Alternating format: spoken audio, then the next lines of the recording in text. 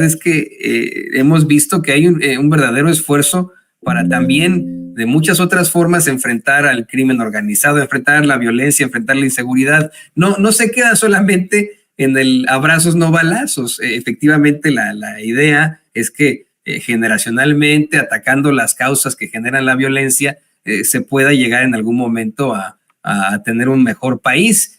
Pero además, las Fuerzas Armadas están colaborando en tareas de seguridad y esto, a pesar de que en la realidad para el público, para la gente en lo general, es una circunstancia propositiva, para la oposición es siempre una seria problemática. Fíjate que hoy en la mañanera una corresponsal de nombre Yusbel Carolina Rada Díaz, de un medio que se llama Código Libre, me parece pues que le reprocha a López Obrador que Carlos Slim haya dicho que el ejército esté metido en tantas cosas. Yo entiendo que Slim dice este tipo de cosas, este tipo de circunstancias porque no le permiten a él tener todas las obras de infraestructura del gobierno federal y esa es la razón por la cual él lo cuestiona. No lo ve así esta reportera que constantemente hace este tipo de planteamientos hoy en la mañanera a nombre de su medio.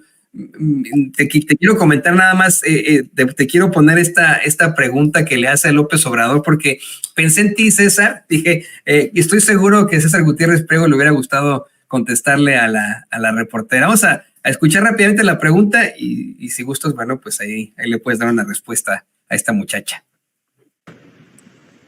Buenos días, señor presidente. Mi nombre es Yusbel Carolina de CódigoLibre.mx. Buenos días a todos. El día de ayer, el empresario Carlos Slim manifestó su desacuerdo sobre que el ejército está metido en casi todos los temas de gobierno.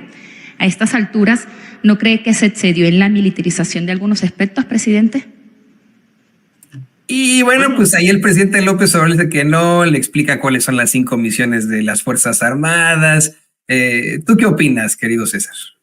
Lo que pasa es que yo opino exactamente lo mismo que el presidente. La ley orgánica del Ejército y Fuerza Aérea Mexicana nos habla de cuáles son las 5 misiones generales del Ejército y la Fuerza Aérea. Y obviamente pues está dentro de las atribuciones legales que tiene el presidente de la República de utilizar a la Fuerza Armada Permanente del Ejército para poder realizar todo este tipo de trabajos de infraestructura. Pero a ver, Toño, hablemos, como yo les decía, de forma seria y de forma directa.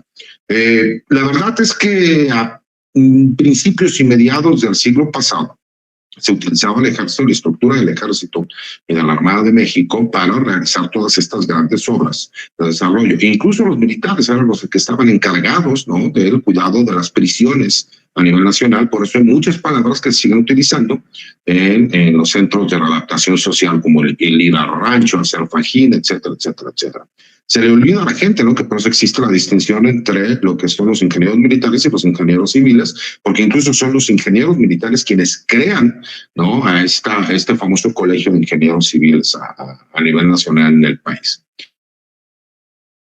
Se utiliza en términos fuertes, como decir militarización, para que la gente se pueda espantar, cuando la realidad es que la estructura que ya tiene una institución como la Secretaría de la Defensa Nacional, en donde obviamente hay una serie de beneficios que aparte del trabajo y que si no se utilizaban en gobiernos anteriores es por el hecho de que se hacían negocios con estos empresarios. Y esa es la realidad, porque aparte del empresario, fíjate, y es un grave problema, mi querido Toño, el neoliberalismo viene también junto con los tecnócratas. Todos aquellos tecnócratas que de repente tuvieron espacios importantes en el gobierno, y para que la gente lo pueda entender, el político es a lo mejor aquel que sí va a una elección, el que está conviviendo todos los días con la gente, el que entiende las necesidades que se llevan a cabo todos los días, que a lo mejor inició desde regidor, posteriormente fue diputado, presidente municipal, posteriormente federal, senador, gobernador, y ahí ascendió para ser secretario de Estado y posteriormente candidato a la República y presidente. El tecnócrata es aquel que nunca ha convivido con el pueblo, que se fue a estudiar a una buena universidad, muchos de ellos en el extranjero, y que para cuando llegó al país llegó con nuevas ideas. Sí, ¿cuál es el problema de las nuevas ideas? Yo puedo llegar y tener muchísimas ideas, pero si no conozco el mercado, pues por supuesto que no voy a tener la forma como llevarlo a cabo. Y te voy a poner un ejemplo todavía mejor. Cuando hubo el cambio de sistema jurídico en nuestro país y que se instauraron los juicios orales, yo pensé que yo iba a tener una gran ventaja sobre muchos de mis colegas, porque yo ya litigaba en el foro militar, en donde los consejos de guerra son orales, donde se tiene que llevar a cabo de forma oral, y era lo más novedoso, por así decirlo, en algún momento en lo que eran los juicios orales en México. Y posteriormente me fui a Chile para prepararme, porque posteriormente es uno de los mejores sistemas jurídicos y de las mejores escuelas que existen para poderlo llevar a cabo. ¿Qué pasó cuando llegué a México? Pues la verdad, mi querido Toño, la primera vez que yo fui a una audiencia de juicio oral, pues se hace cuenta que parecía Cantinflas. ¿Por qué? Porque en México lo hicimos a la mexicana. Nosotros sí adoptamos un sistema, pero le pusimos ciertas características en cuanto a nuestro propio sistema. Y me di cuenta que todo lo que había estudiado, pues quedó en el anecdotario y en la egoteca, a lo mejor por acordarlo aquí en la oficina, pero que teníamos que entender cuál es la problemática.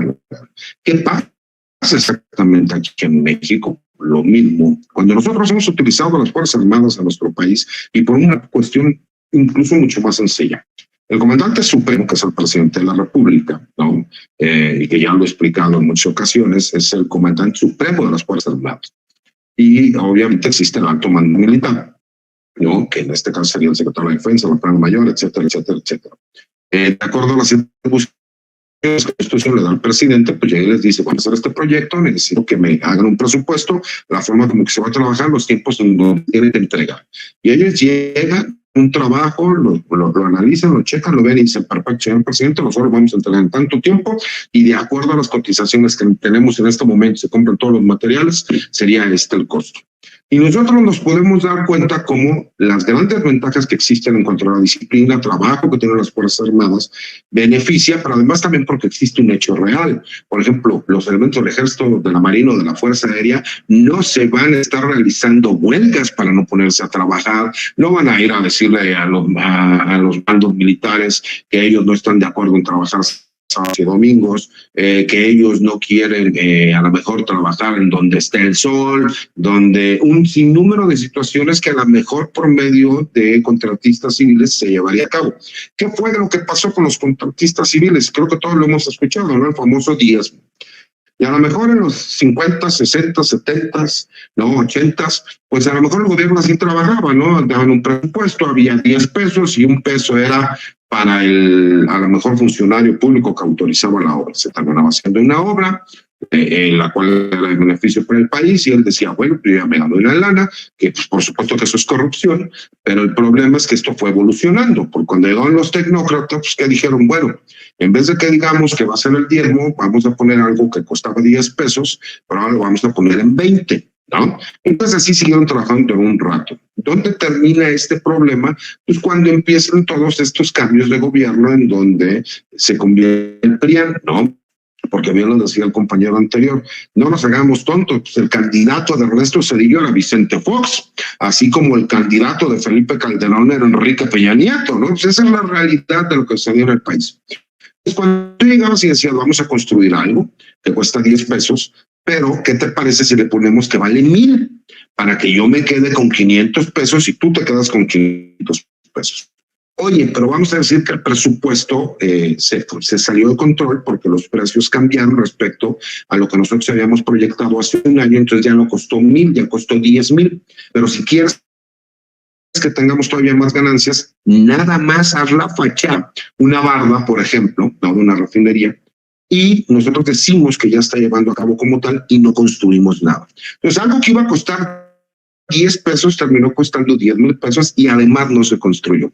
Ese es el grave problema de lo que estuvo pasando con todos los gobiernos neoliberales, que por supuesto que viene la crítica respecto a que como no pueden meterle mano al presupuesto y vemos que el ejército, que la marina realizan el mismo trabajo con menores costos, en mejores tiempos, con la disciplina que tienen y que además lo hacen con honestidad para que el presidente de la República y a su vez el pueblo de México tengan el beneficio, porque lo podemos ver todos los días. Recordemos cuál era el comentario, Toño: es imposible que terminen todas las obras que hizo el presidente.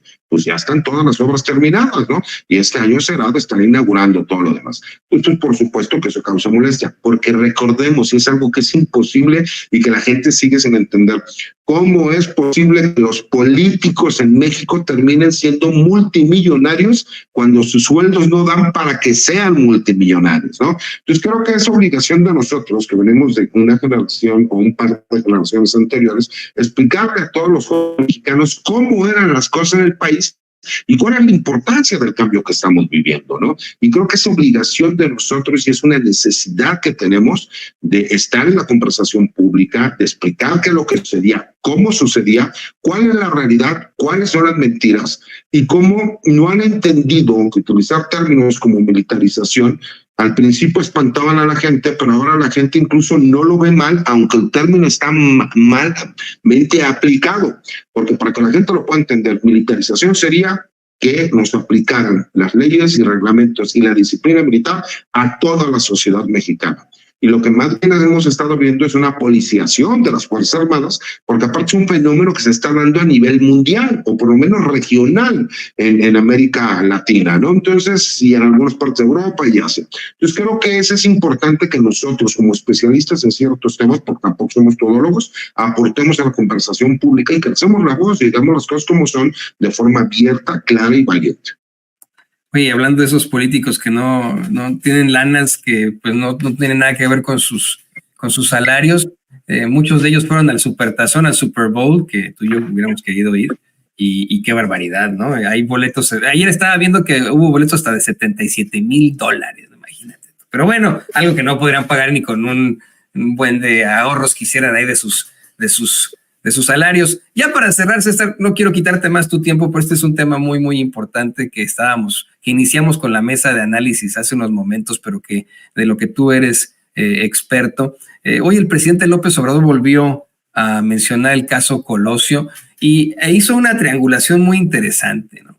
Habló de cómo es que, pues efectivamente, nunca se pudo pensar en la versión del asesino solitario, era algo ridículo, cómo es que la familia de Mario Aburto pidió a la Comisión Nacional de los Derechos Humanos pudieran de alguna u otra forma intervenir para pensar también en la versión del segundo asesino. Esto pues ya se determina de buenas a primeras desde hace un par de semanas. Se habla de este segundo tirador que ha sido exhibido, por cierto, por tantas investigaciones periodísticas con todo el rigor. Hay una serie de asegúnes, pero aquí lo que llama mucho la atención es el triángulo Carlos Salinas de Gortari, Genaro García Luna, Raimundo Rivapalacio. Hoy el presidente reconoce que hace un par de meses le planteaba por ahí Rivapayazo que iba a haber alguna especie de persecución a Salinas de Gortari, pues iban a regresar el caso Colosio, y que él hasta lo cuestionaba, que no tenía ni idea de este tipo de circunstancias. Dice, bueno, se cumplió porque este sujeto es uno de los más cercanos en estos sótanos del poder.